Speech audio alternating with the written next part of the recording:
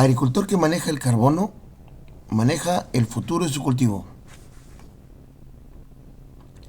Más del 45% de biomasa vegetal es carbono y que no depende únicamente del CO2 atmosférico. Acá, por ejemplo, tenemos una composición elemental aproximada de un tejido vegetal. Carbono, 45% del porcentaje del peso seco.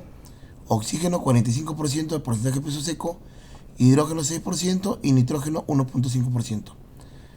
El resto está por debajo de 1, como pueden observar.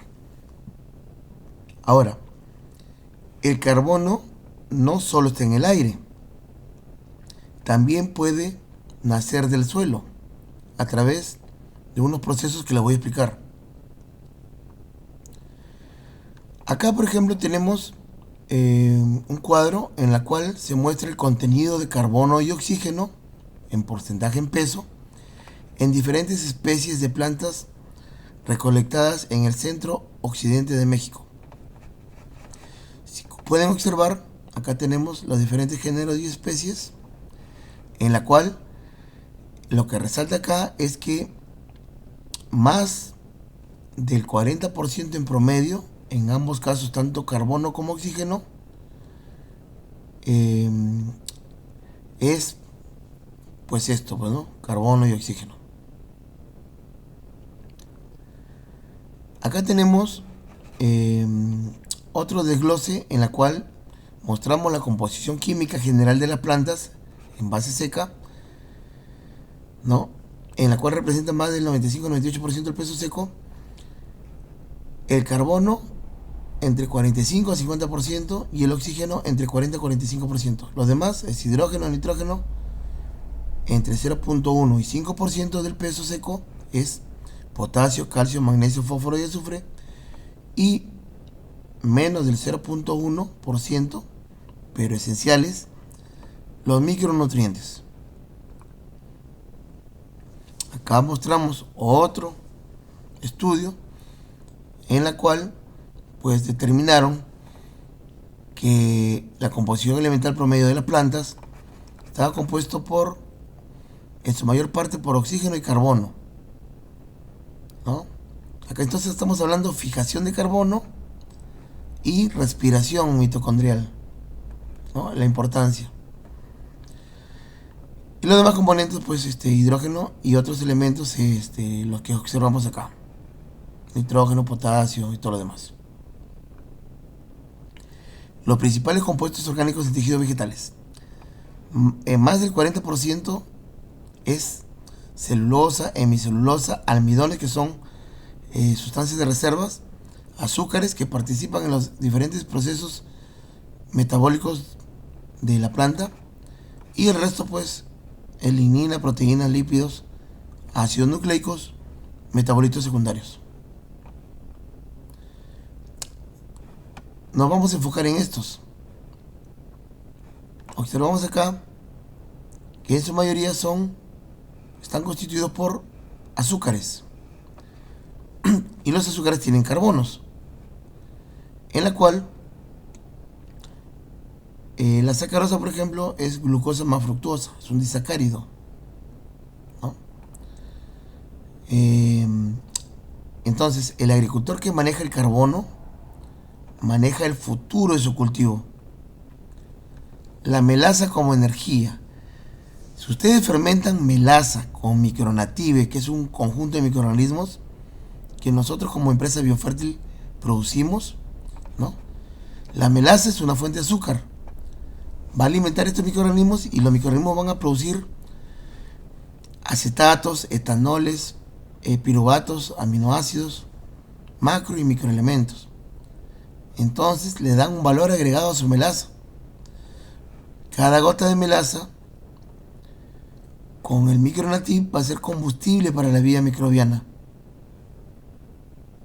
El Micronative, junto con la melaza, activa la rizósfera, ¿ya? Y potencia la fijación de carbono en la planta. Entonces, señores, Micronative activa la rizósfera, es decir, despierta el carbono oculto. ¿Qué es Micronative? Es un mide microorganismos que sirve para mejorar la solubilización de nutrientes y la producción de acetatos, ácidos orgánicos que se convierten en asimilación de carbono orgánico.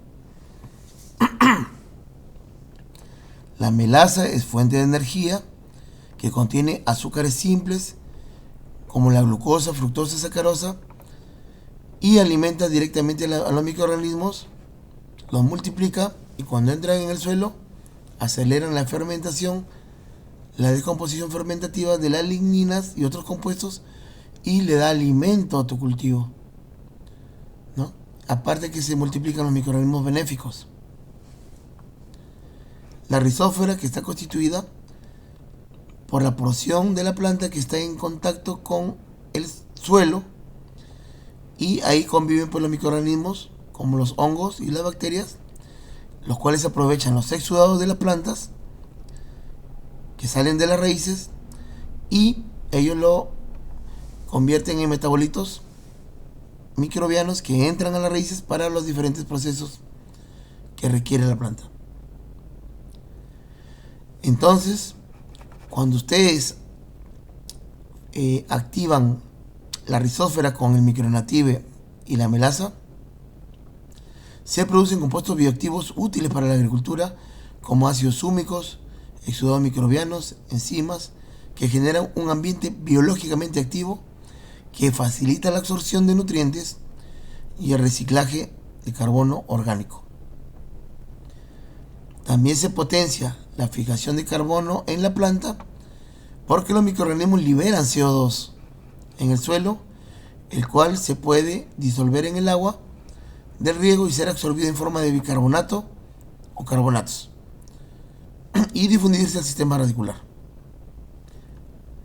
Además, los ácidos orgánicos producidos como piruvato o el acetato, ácido pirúvico o ácido acético, entran en el metabolismo de la planta como precursores de carbono.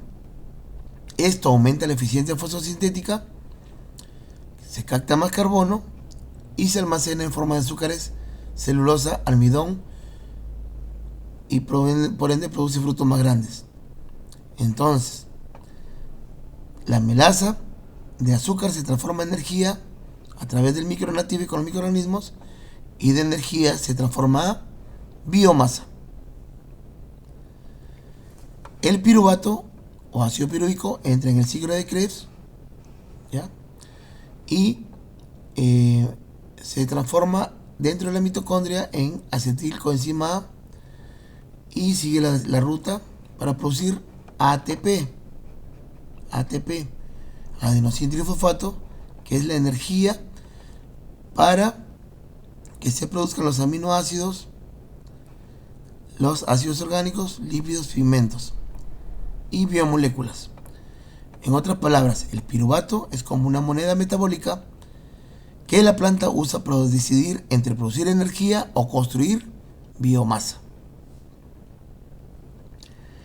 El acetato o ácido acético, ¿no?, que entra en el metabolismo como acetilcoenzima A dentro de la mitocondria en el ciclo de Krebs, produce ATPs y también actúa como molécula de señal de estrés y ajuste osmótico, en la cual pues el acetato funciona como un conector metabólico que permite a la planta derivar carbono hacia energía o hacia compuestos de reserva o la estructura vegetal.